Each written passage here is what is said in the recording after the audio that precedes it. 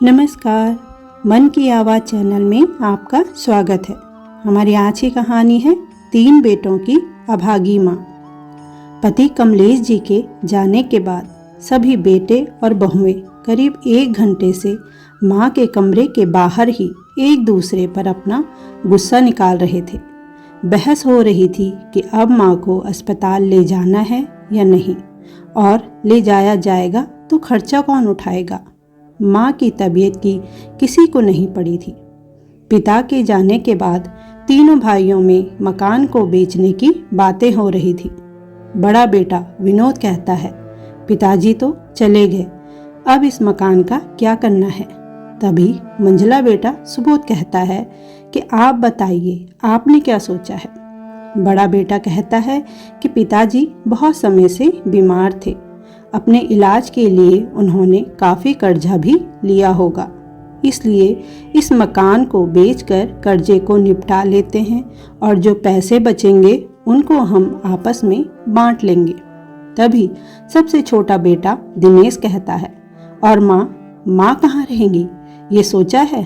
तभी बड़ा बेटा विनोद कहता है, माँ हम लोगों के साथ ही रहेगी और कहाँ जाएगी। अगर ये मकान बेचना है तो माँ को अपने साथ तो रखना पड़ेगा। तभी विनोद की पत्नी विनोद को कोहनी मारती है और उसके कान में कहती है, सुनो जी, मुझसे अकेले तुम्हारी माँ की सेवा नहीं होगी, तो जो भी बोलो सोच समझ कर बोलो। विनोद, सुबोध और दिनेश तीनों सगे भाई थे। विनोद सबसे बड़ा था, उससे छोटा सुबोध और सबसे छोटा दिनेश, और तीनों भाई शहर में अच्छी तरह सेटल थे और तीनों ही अपने कामों में बिजी थे। आज पिताजी के गुजर जाने के बाद तीनों भाई अपने गांव आए थे। पति के गुजर जाने के सदमे में मालती जी ने बिस्तर पकड़ लिया था और बेटे अपना अपना हिस्सा पुश्तैनी मकान को बेचने की बातें कर रहे थे। तीनों ने मकान को बेचने का फैसला ले लिया था, लेकिन अब सवाल माँ को रखने का था। माँ जी अपने बिस्तर पर लेटी हुई सब सुन रही थी। 3 बेटों के होते हुए भी आज वो पति के जाने के बाद खुद को बेसहारा महसूस कर रही थी। फिर भी अपनी पूरी हिम्मत बटोर के कहती हैं, तुम लोग मेरी चिंता मत करो, तुम लोग जाओ और अपना अपना काम और अपना घर देखो, मैं यहीं ठीक हूँ। लेकिन माँ, आपको यहाँ अकेले रखेंगे तो पूरा गांव हम पे थू थू करेगा। नहीं भैया, कुछ तो सोचना पड़ेगा, हम लोग माँ को ऐसे यहाँ नहीं छोड़ सकते। भैया, आप माँ को अपने साथ ले जाइए, हम सब में से आप सबसे बड़े और ज़्यादा संपन्न हैं, तो आप माँ को रख सकते हैं। सबसे छोटा बेटा दिनेश बड़े भाई से कहता है कि तभी विनोद की पत्नी कहती है, अच्छा जी, आज हम संपन्न लग रहे हैं तुम दोनों को। वैसे तो तुम दोनों भाई अपने बड़े भाई को कुछ इज्जत नहीं देते और ना कुछ समझते हो, और आज बड़े भैया हो गए। देखो भाई, तीनों भाई हैं और तीनों की जिम्मेदारी बराबर की बनती है। आप कहना क्या चाह रही हैं भाभी, साफ साफ कहिए ना। मंझला बेटा सुबोध बोला, देखो साफ साफ बात यह है कि बड़ा भाई ही क्यों अकेले पीसे, तुम लोग भी तो अच्छा कमाते हो, तुम्हारी भी घर में बीवी है, तो सेवा का अवसर सबको मिलना चाहिए। इसलिए माँ जी 1 महीने तीनों भाइयों के घर रहेंगी। तीनों भाइयों को ये बात जम जाती है। मालती जी ये सब देख और सुन रही थी। यहाँ उनके बेटों के बीच उनका बंटवारा हो रहा था, वो भी बिना उनकी मर्जी को पूछे। तीनों भाई अपने पुश्तैनी मकान को बेच देते हैं और माँ को लेकर शहर आ जाते हैं। मालती जी भी बुढ़ापे में 2 रोटी सुख की सोच उनके साथ आ गई थी, लेकिन बेटों को अपनी माँ केवल एक एक्स्ट्रा सामान की तरह लग रही थी। मालती जी ये सोच खुश थी कि चलो अब बेटों का सुख मिलेगा, परंतु उनकी सारी उम्मीदों पर पानी फिर गया। सास के आते ही बड़ी बहू ने उन पर हुक्म चलाना शुरू कर दिया। उनके घर आते ही बहू ने घर के सारे कामों की जिम्मेदारी उनके ऊपर डाल दी। अब घर के सारे काम मालती जी अकेले ही करती।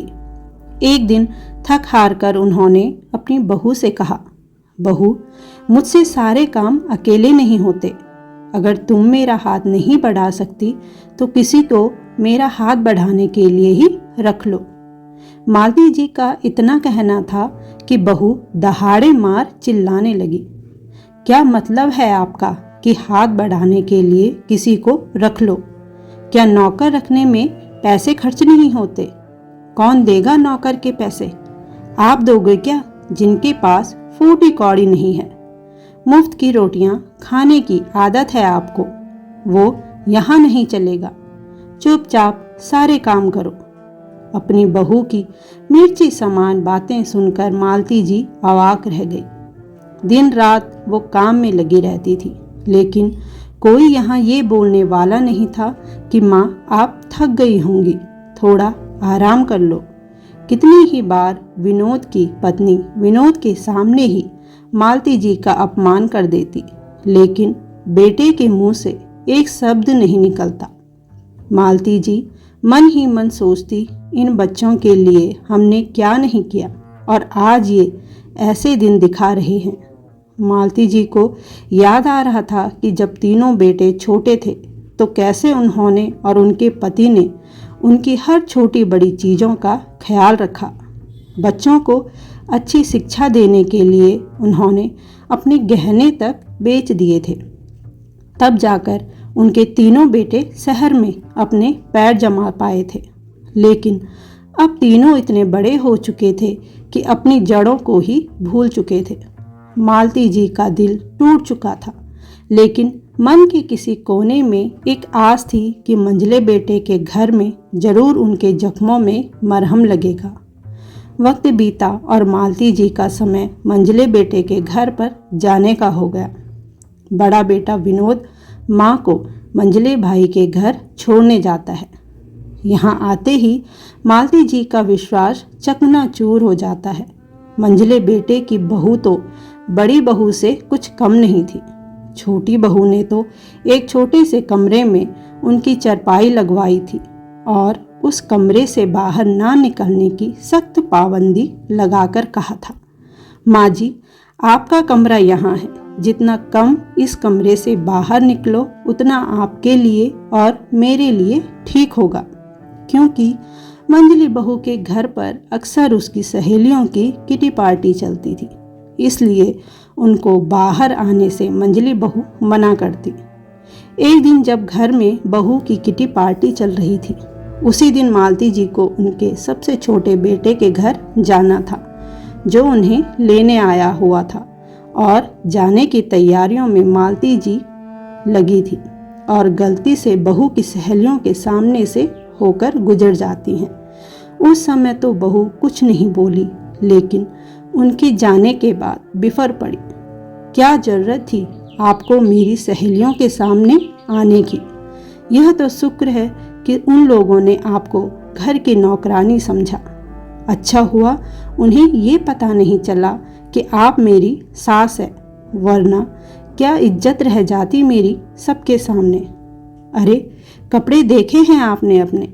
मंदिर में बैठी भिखारिन लगती हैं आप। आज तो मेरी सहेलियों को कुछ पता नहीं चला, लेकिन आगे से मेरी बात कान खोलकर सुन लो।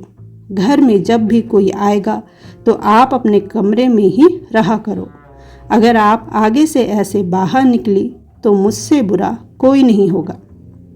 मालती जी सोच रही थी कि दोनों बेटों में से कम कोई तो कुछ बोलेगा। छोटा बेटा दिनेश ना सही, लेकिन सुबोध अपनी माँ के लिए अपनी पत्नी के मुंह से ऐसी बातें सुनकर उसे जोरदार फटकार लगाएगा। लेकिन उल्टा वो ही माँ पर बरस पड़ा। माँ, आपको हमारे स्टैंडर्ड का ध्यान रखना चाहिए। क्या ज़रूरत है आपको कमरे से बाहर आने की? यहाँ ऐसे कपड़े कोई नहीं पहनता जैसे आप पहनती हो। अरे घर के नौकर भी आपसे अच्छे कपड़े पहनते हैं। अपने बेटे के मुंह से ऐसी बातें सुनकर मालती जी हक्की बक्की रह गई। आज उन्हें अपनी परवरिश पर शर्म आ रही थी। उनका मन आया कि जोर से चिल्लाकर अपने बेटों से कहे कि कभी एक साड़ी भी लाकर दी है अपनी माँ को, या कभी कुछ पैसे रखे हैं मेरे हाथ में कुछ लेने को। मेरे पास तो जो कुछ भी था वो तुम लोगों की परवरिश में लग गया। गांव का पुश्तैनी घर भी तुम लोगों ने बेच दिया और उसके पैसे भी आपस में बांट लिए। मुझ अभागी के पास तो अब कुछ बचा ही नहीं। मालती जी मन ही मन ये बातें सोचे जा रही थी, लेकिन किसी से कहने की उनकी हिम्मत नहीं थी। वो पूरी तरह से टूट चुकी थी। उनके हाथ में कुछ नहीं बचा था। तीसरे बेटे के घर जाने की हिम्मत मालती जी में नहीं बची थी, क्योंकि इतनी बेइज्जती होने के बावजूद जब अपने दोनों बेटों के मुंह से एक शब्द नहीं निकला तो अब आगे क्या ही उम्मीद रखती वो। एक आशा थी कि छोटे बेटे की, लेकिन अब वो भी खत्म हो चुकी थी। मालती जी को लग रहा था कि अब जीवन में कुछ नहीं बचा है। टूटे मन और तन से छोटे बेटे के साथ आ गई। बहू और बेटे के शब्द उनके कानों में गूंज रहे थे। जाकर सीधे अपने बिस्तर पर लेट जाती हैं। मालती जी को बुखार के साथ साथ उनकी सांसें चढ़ने लगती हैं, क्योंकि मालती जी इस सदमे को बर्दाश्त नहीं कर पा रही थी कि तभी छोटी बहू की आवाज़ उनके कानों में पड़ती है। बीमारी घर ले आए हो तुम? अरे 1-2 दिन अभी वहीं रहने देते न इन्हें। अगर 2 दिन और वहाँ रुक जाती तो कौन सा पहाड़ टूट पड़ता। मालती जी को लग रहा था जैसे गर्म लोहा किसी ने उनके कानों में पिघला दिया हो। बहुएं तो पराई थी, बेटे भी उनसे मुंह मोड़ चुके थे। बिस्तर पर लेटी मालती जी सोच रही थी कि ना ही बेटे प्यार दे सके और ना ही उचित सम्मान उन्हें मिल सका, तो ऐसे जीवन को ढूंढने का क्या फ़ायदा। न जाने कितनी बार माँ बाप अपने बच्चों के लिए त्याग करते हैं, लेकिन बच्चों का इसका आभास तक नहीं होता। वो जीवन से हार चुकी थी। अगली सुबह जब बहुत देर तक मालती जी उठी नहीं तो छोटा बेटा उनको जगाने जाता है तो आश्चर्यचकित हो जाता है। उसकी माँ हमेशा हमेशा के लिए गहरी नींद सो चुकी थी। धन्यवाद दोस्तों।